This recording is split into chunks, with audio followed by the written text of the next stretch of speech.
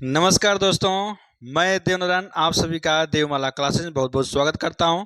दोस्तों, मैं आशा करता हूं कि आपकी तैयारी बहुत बेहतर चल रही होगी। आप पूरे लगन के साथ आप परीक्षा की तैयारी कर रहे होंगे। दोस्तों, जैसा आपको पता है, इस समय मैं जो है समास पढ़ा रहा हूं। समास के भेद जो है 5 भेद हो चुके हैं। कौन कौन से भेद मैंने पढ़ा चुका है?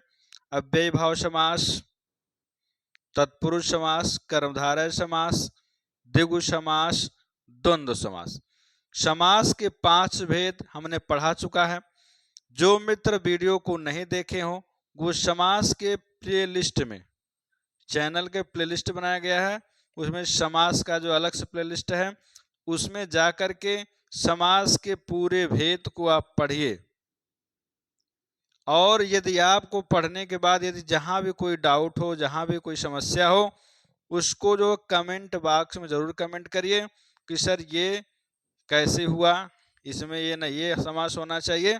तो कमेंट बॉक्स में ज़रूर पढ़ता हूँ और कमेंट बॉक्स में कमेंट पढ़ करके मैं आपका जवाब देने की कोशिश करूँगा। दोस्तों, ये समास का अंतिम भेद है, समास का 6वां भेद है। तो यहाँ पे समास का 6वां भेद लिख दिया जा रहा है। अंतिम भेद और 6वां भेद है।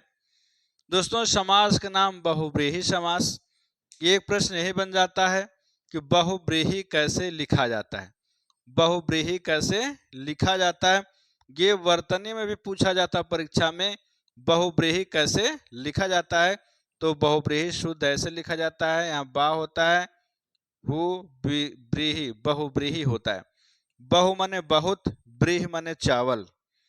बहुव्रीहि शब्द में खुद ही बहुव्रीहि समास है। तो बहुव्रीहि माने क्या होता है? जिसके पास बहुत चावल हो, अर्थात वह कोई भी हो सकता है। तो बहुव्रीहि में खुद बहुव्रीहि समास है। तो दोस्तों, बहुव्रीहि समास की परिभाषा क्या होती है हमने स्पष्ट रूप से लिख दिया है, इसको आप नोट कर लीजिएगा। परिभाषा क्या है? जिस समास में पूर्व पद, पूर्व पद माने पहला पद, और उत्तर पद माने दूसरा पद प्रधान ना होकर, मतलब पूर्व पद और दूसरा पद माने उत्तर पद प्रधान ना होकर दोनों मिलकर माने पूर्व पद और उत्तर पद मिलकर सामान्य अर्थ को छोड़कर विशिष्ट अर्थ का बोध कराएं, तो बहुव्रीहि समास होता है। तो कौन समास होता है? बहुव्रीहि समास होता है। दोस्तों, समास बहुव्रीहि बहुत इंपॉर्टेंट समास है। दोस्तों, मैं आशा करता हूं कि मेरे द्वारा पढ़ाया गया बहुव्रीहि समास आपके लिए बहुत ही लाभदायक होगा और आप इसको मन से पढ़िए। वीडियो को पूरा वॉच करिएगा, आधे अधूरी वीडियो मत देखिएगा। मैं दावा करता हूं कि जितना एग्जाम्पल मैं दिया हूं बहुव्रीहि समास के जो उदाहरण मैं दिया हूं, इससे बाहर जाने की संभावना नहीं है, मतलब इसके अंदर ही आ जाएगा, इतना एग्जाम्पल मैंने दिया है। तो दोस्तों, कहा जा रहा है कि जिस समास में पहला पद माने पूर्व पद, दूसरा पद माने उत्तर पद प्रधान ना होकर दोनों मिलकर के अपना सामान्य अर्थ छोड़ करके किसी विशिष्ट अर्थ का बोध कराने लगते हैं, तो वहां पे बहुव्रीहि समास होता है। जैसे कहा जाए दसानन कहा जाए, 10 आनन हो जिसके। तो 10 माने 10, आनन माने मुख, मतलब 10 पहला पद, आनन दूसरा पद, दोनों पद मिलकर के किसी अन्य का बोध करा दिए, दोनों पद मिलकर के एक विशिष्ट अर्थ का बोध करा दिए कि 10 आनन हो जिसके, अर्थात रावण का बोध करा दिए। तो दसानन में कौन समास हो जाएगा? बहुव्रीहि समास हो जाएगा। दोस्तों, कंफ्यूज मत होइएगा कि द्विगु समास जो होता है उसमें पहला पद संख्यावाची होता है। तो यहाँ पर तो पहला पद संख्यावाची है तो कैसे जो बहुव्रीहि समास हो गया? दोस्तों, मैं आपको बताया था, जब पहला पद दूसरा पद मिल करके किसी अन्य का बोध कराएंगे तब बहुब्रीहि समास हो जाएगा। और जब तक जो है किसी तीसरे का बोध नहीं कराएंगे तब तक वो क्या होंगे, द्विगु समास होंगे। जैसे पंचवटी हो गया, तो पंचवटी, पांचवटी, ठीक है। तो यहाँ पे किसी तीसरे का बोध नहीं होता, तो यहाँ द्विगु समास होता है। चौराहा द्विगु समास होता है। इस प्रकार जहाँ पे संख्यावाच्य होंगे लेकिन किसी अन्य का बोध नहीं कराएंगे वहां द्विगु समास होगा। और जो दोनों पद मिल करके किसी अन्य का बोध करा देंगे, किसी विशिष्ट अर्थ का बोध करा देंगे, तो वहां पे बहुब्रीहि समास हो जाएगा दोस्तों। तो चलिए हम उदाहरण पर ध्यान देते हैं। उदाहरण बहुत ही इंपॉर्टेंट हमने लिखा है। एक तरफ हमने लिखा है समस्त पद। समस्त पद किसे कहते हैं, पहले उन्हें बता चुका है कि पूर्व पद उत्तर पद मिल करके जब एक पद बन जाते हैं तो उसे समस्त पद या सामासिक पद कहते हैं। तो ये देखिए समस्त पद बना हुआ है। तो पहला ये उदाहरण है वीणा पाड़ी। वीणा माने वीणा, पाड़ी माने हाथ। वीणा माने वीणा, पाड़ी माने हाथ होता है। तो हमने विग्रह भी कर दिया है। हमने पूरा अच्छे से समझाया दोस्तों, पूरा लिख करके अच्छे से आपको समझा रहा हूं। जिसके हाथ में वीणा हो वह, जिसके हाथ में वीणा हो वह, जिसके हाथ में वीणा हो वह, ऐसा सुन करके आपके दिमाग में कुछ इमेज, कुछ प्रतिबिंब जरूर बने गए होंगे। तो जिसके हाथ में वीणा हो वह मतलब किसके हाथ में वीणा होता है, माँ सरस्वती के हाथ में वीणा होता है। तो विशिष्ट अर्थ क्या हो जाएगा, माँ सरस्वती हो जाएगा। मतलब जिसके हाथ में वीणा हुआ, कोई अन्य पद प्रधान हो गया, किसी विशिष्ट अर्थ का बोध करा दिए, बहुब्रीहि समास हो गया। घन श्याम, घन के समान श्याम। घन माने बादल के समान सांवला बताया गया है जो वह अर्थात श्री कृष्ण। श्री कृष्ण का एक नाम घनश्याम भी है, क्योंकि बादल के समान श्याम बताया गया है, इसलिए घनश्याम कहा जाता है। श्री कृष्ण के पर्यायवाची भी घनश्याम है। तो दोस्तों पहला पद दूसरा पद मिलकर के किसी विशिष्ट अर्थ का बोध करा दिए। विशिष्ट अर्थ क्या हो गया कि श्री कृष्ण हो गए। विशिष्ट अर्थ क्या हो गया, श्री कृष्ण हो गए। तो इसमें हो जाएगा आपका बहुब्रीहि समास। पीतांबर, पीला है वस्त्र जिसका। पीला है वस्त्र जिसका, तो इसमें विष्णु भी हो जाते हैं, कृष्ण भी हो जाते हैं, क्योंकि दोनों लोग पीतांबरधारी हैं, पीला वस्त्र धारण करने वाले हैं। तो चाहे विष्णु भगवान लिखें चाहे कृष्ण भगवान लिखें। दोस्तों ये क्वेश्चन थोड़ा से ध्यान देंगे। पीतांबर में कर्मधारय समास भी होता है। पीतांबर में कर्मधारय समास भी होता है। तो ध्यान देंगे कि कब कर्मधारय समास पीतांबर में लगाएंगे, कब बहुब्रीहि समास लगाएंगे, इसको ध्यान देंगे। दोस्तों यहाँ विशेषण विशेष भी है, पीला वस्त्र है, विशेषण विशेष है, तो कर्मधारय समास भी होगा, लेकिन बहुब्रीहि भी हो जा रहा है। जब दोनों पद मिलकर के किसी अन्य का बोध कराते हैं, किसी विशिष्ट अर्थ का बोध कराते हैं, तो वहां बहुब्रीहि समास हो जाता है। तो यदि परीक्षा में विकल्प, जो बहुविकल्पी प्रश्न बनाए जाते हैं जिसमें 4 विकल्प होते हैं, यदि विकल्प में कर्मधारय भी दिया हो, बहुब्रीहि भी दिया हो, तो आप बहुब्रीहि को टिक करिएगा, बहुब्रीहि सही करिएगा।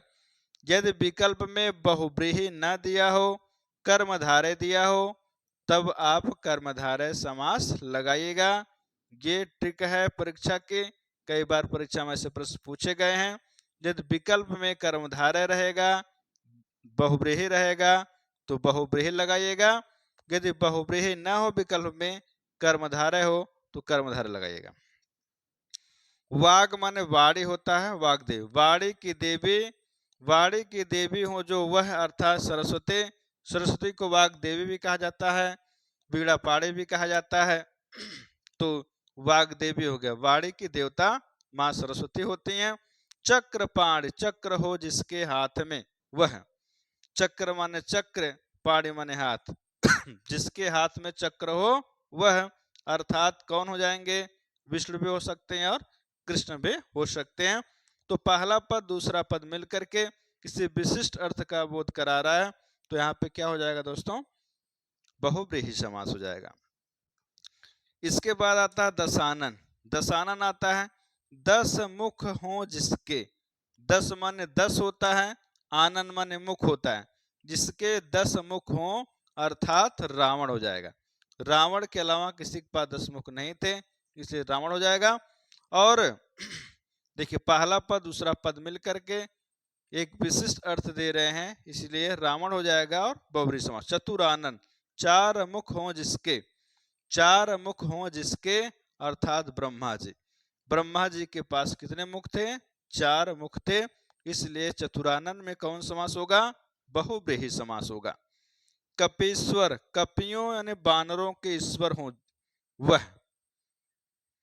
कपीश्वर पर्यायवाची किसकी है? हनुमान जी की है, क्योंकि हनुमान जी को कपियों का ईश्वर कहा जाता है, इसलिए कपीश्वर में कौन समास होगा? बहुब्रीहि। पंकज, पंकज, पंक माने कीचड़ होता है, ज माने जन्म लेने वाला। पंक माने कीचड़, जा माने जन्म लेने वाला। कीचड़ में पैदा हो वह या जन्म लेने लिया हो जो वह, अर्थात कमल। कमल के पर्यायवाची पंकज भी होता है, अरविंद भी होता है। तो कीचड़ में जन्म लेने या उगने के कारण, पैदा होने के कारण कमल को पंकज भी कहते हैं, तो हो जाएगा बहुब्रीहि समास। त्रिनेत्र, तीन नेत्र हो जिसके अर्थात शंकर। शंकर भगवान तीन नेत्र है, तो उनको त्रिनेत्रधारी भी कहते हैं, त्रिनेत्री भी कहते हैं, त्रिनेत्र भी कहते हैं। तो जब किसी विशिष्ट अर्थ का बोध कराएगा तो बहुब्रीहि समास हो गया। त्रिनेत्र से किसका बोध हो रहा है? भगवान शंकर का बोध हो रहा है, इसलिए क्या हो जाएगा? बहुब्रीहि समास हो जाएगा। इसके बाद देखिए और भी एग्जाम्पल दिया गया है। समस्पद, यहाँ समास विग्रह लिखा गया है। जैसे लंबोदर, लंबा उदर हो जिसके अर्थात श्री कृष्ण। लंबा उदर हो जिसके अर्थात श्री गणेश, सॉरी दोस्तों, श्री गणेश। लंबा उदर हो जिसके अर्थात श्री गणेश। जो गणेश भगवान है उनको लंबोदर कहा जाता है। लंबा माने बड़ा सा, उदर माने पेट। जिसके पास बड़ा सा पेट हो वह अर्थात श्री गणेश। दोस्तों गणेश भगवान तो झूठे बदनाम है, बड़े पेट वाले। वर्तमान में तो आप देख ही रहे होंगे, उनसे बड़े बड़े पेट वाले भी हैं, लेकिन पहले के उदाहरण बने हुए हैं तो गणेश जी। एक दंत, एक दांत हो जिसके, एक दांत हो जिसके अर्थात श्री गणेश। श्री गणेश को गजानन भी कहा जाता है। जो गजानन है, जो गज का, उनके जो हाथी का मुख है, उसमें आप देखेंगे ध्यान से तो एक ही दांत है, इसलिए उनको एक दंत भी कहा जाता है। पशुपति, पशुओं के पति या स्वामी हो जो अर्थात शिव। शिव के पर्यायवाची पशुपत भी होती है, क्योंकि वो पशुओं के पति हैं, स्वामी। पुंडरीकाक्ष, पुंडरीकाक्ष, पुंडरीकाक्ष माने होता है, पुंडरी कमल को कहते हैं, अक्ष माने आंख होती, अक्ष माने आंख होती है। पुंडरीक यहाँ संधि हो गया, पुंडरीकाक्ष दीर्घ स्वर संधि है। पुंडरीक धन अक्ष, पुंडरीक माने कमल होता, पुंडरीक माने कमल होता, अक्ष माने आंख। कमल के समान जिसकी आंख हो वह अर्थात विष्णु। कहा गया जो विष्णु भगवान की जो आंख है, जो नेत्र है, वो कमल के समान सुंदर है, कमल के समान है, इसलिए जो है पुंडरीकाक्ष में कौन समास हो जाएगा? बहुब्रीहि समास हो जाएगा। इसके बाद देखिए दोस्तों, मैं अन्य उदाहरण और दे दिया हूं, इसका विग्रह नहीं लिखा है, लेकिन विग्रह को मौखिक रूप से बता दे रहा हूं, आप उसको सुन करके याद करके नोट कर लीजिए। देवराज, देवराज माने देवताओं के राजा। देवराज माने देवताओं के राजा। तो देवताओं का राजा किसे कहा गया है? भगवान इंद्र को कहा गया है, इसलिए उनको देवेंद्र भी कहा जाता है। क्या कहा जाता है? देवेंद्र, देवताओं के राजा। सचिपति, सचिपति किसे कहा गया है? सचिपति कहा गया है भगवान विष्णु को। सतीपति किसे कहा गया? भगवान विष्णु कहा गया है। आशुतोष, आशुतोष माने होता है शीघ्र प्रसन्न होने वाला। शीघ्र प्रसन्न होने वाला आशुतोष कहलाता है। तो शीघ्र प्रसन्न होने वाले कौन? भगवान शंकर है। तो आशुतोष से किसका बोध हो रहा है? भगवान शंकर का बोध हो रहा है। आशुतोष में बहुव्रीहि समास हो जाएगा। पंचशर, पंच माने पांच, शर माने बाण। पांच बाण हो जिसके, कामदेव के 5 बाण थे, तो इसका हो जाएगा कामदेव। पंचशर किसे कहा जाता है? कामदेव कहा जाता है। जब पहला पद दूसरा पद मिलकर किसी विशेष अर्थ का बोध कराते हैं तो बहुव्रीहि समास होता है। प्रधानमंत्री, प्रधान माने बड़ा वाला, बड़ा या प्रधान। मंत्रियों में जो प्रधान हो वह, मंत्रियों में जो प्रधान हुआ है प्रधानमंत्री, तो प्रधानमंत्री में हो जाएगा बहुव्रीहि समास। चंद्रशेखर, चंद्र माने चंद्रमा, शिखर माने सिर पर हो जिसके, चंद्रमा हो जिसके, शिखर माने सिर पर, अर्थात कौन हो जाएंगे? भगवान शंकर हो जाएंगे। आप देखेंगे भगवान शंकर तो जो सिर है उनमें चंद्रमा दिखाया गया है, चंद्रमा को वास करते हैं, तो चंद्रमा को धारण करते हैं, इसलिए इनको जो है चंद्रशेखर भी कहा जाता है। गजानन, गज धन आनन, गजानन। गज माने हाथी के समान, आनन माने मुख, जिसका मुख हाथी के समान हो उसे क्या बोलेंगे हम? गजानन बोलते हैं। तो गजानन में कौन समास हो जाएगा? बहुव्रीहि समास हो जाएगा। गजानन किसे कहते हैं? भगवान श्री गणेश जी को कहते हैं, क्योंकि उनके हाथी का मुख लगा हुआ है, इसलिए उनको हम गजानन कहते हैं। नीलकंठ, नीला हो कंठ जिसका, नीला हो कंठ जिसका, तो यहाँ पे जो है भगवान शंकर को कहा जाता है कि भगवान शंकर ने जब विष का पान किया था तो उनका जो गला वो नीला पड़ गया था, इसलिए उनको नीलकंठ भी कहते हैं। तो नीलकंठ में किसी विशेष अर्थ का बोध करा रहा है, तो इसलिए जो क्या हो जाएंगे? बहुव्रीहि समास हो जाएगा। मृत्युंजय, मृत्युंजय का अर्थ होता है मृत्यु पर विजय प्राप्त की हो वह, जिसने मृत्यु पर विजय प्राप्त की हो वह, अर्थात शंकर जी। शंकर जी मृत्यु पर विजय प्राप्त किए थे, इसलिए उनको मृत्युंजय कहा जाता है। हमने कहा कि पहला पद दूसरा पद मिल करके जब किसी अन्य का बोध कराते हैं, विशेष अर्थ का बोध कराते हैं, तो बहुव्रीहि समास हो जाता है। तिरंगा, ये भी दोस्तों इसमें द्विगु समास भी होता है, बहुव्रीहि समास भी होता है। यदि आप विकल्प में बहुव्रीहि दिया रहे तो बहुव्रीहि लगा के आइएगा, बहुव्रीहि न हो तो आप क्या लगाएंगे? द्विगु समास लगाएंगे। तीन रंग हो जिसमें, वह तिरंगा हो जाता है। जैसे अपने हिंदुस्तान का तिरंगा है, अपने देश का तिरंगा है, उसमें 3 रंग हैं, उसे तिरंगा कहा जाता है। श्रीश, श्रीश, श्री माने लक्ष्मी, ईश माने ईश्वर, रखवाले, संरक्षक। लक्ष्मी के ईश्वर कौन है? रखवाले कौन है? पालक कौन है? भगवान विष्णु है। तो भगवान विष्णु, श्रीश से किसका बोध होता है? भगवान विष्णु का बोध होता है, इसलिए श्रीश में कौन समास होगा? बहुव्रीहि समास होगा।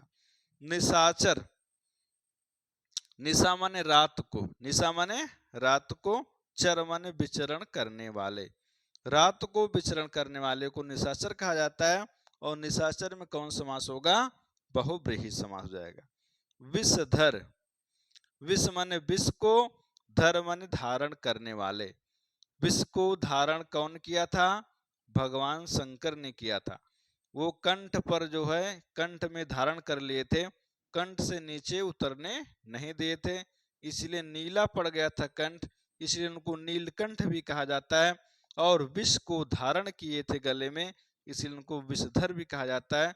तो दोनों पद मिल करके किसी विशेष अर्थ का बोध कराते हैं, तो वहां पे जो है अब बहुव्रीहि समास होता है। तो जितने उदाहरण हमने दिया सब में बहुव्रीहि समास था। दोस्तों मैं आशा करता हूं कि मेरे द्वारा जो अधिक से अधिक उदाहरण दिए जा रहे हैं आपके लिए उपयोगी होंगे, और आपसे मैं निवेदन करता हूं कि आप वीडियो को ज़्यादा से ज़्यादा लोगों को शेयर करें, ताकि मेरा कार्य जो है, जो मैं कार्य कर रहा हूं, एक परोपकार का कार्य कर रहा हूं, निःशुल्क शिक्षा दे रहा हूं, ये अधिक से अधिक लोगों को प्राप्त हो सके, मुझे बहुत खुशी मिलेगी। दोस्तों बस आपसे निवेदन है, आपसे अपील है कि आप सपोर्ट करिए, मेरे लिए न सपोर्ट करिए, सबके लिए सपोर्ट करिए। जितने लोग आप शेयर करेंगे उतने लोग इसका लाभ उठा पाएंगे। और यदि आप वीडियो पहली बार देख रहे हो तो चैनल को सब्सक्राइब कर लें और प्लेलिस्ट में जा करके जितने वीडियो मैंने अपलोड किया है सबको आप देखिए, और देखने के बाद जो भी उसमें समस्या उत्पन्न आपको हो, न समझ में आए, कोई परेशानी हो, तो आप कमेंट बॉक्स में जरूर कमेंट करें। मैं कमेंट सबका पढ़ता हूं और सबका कमेंट पढ़ करके उसका जवाब आपको मिलेगा। दोस्तों आज इतना ही लिए, आज इतने बहुत है, बस मैं किनारे हो जा रहा हूँ, आप स्क्रीनशॉट ले लीजिए।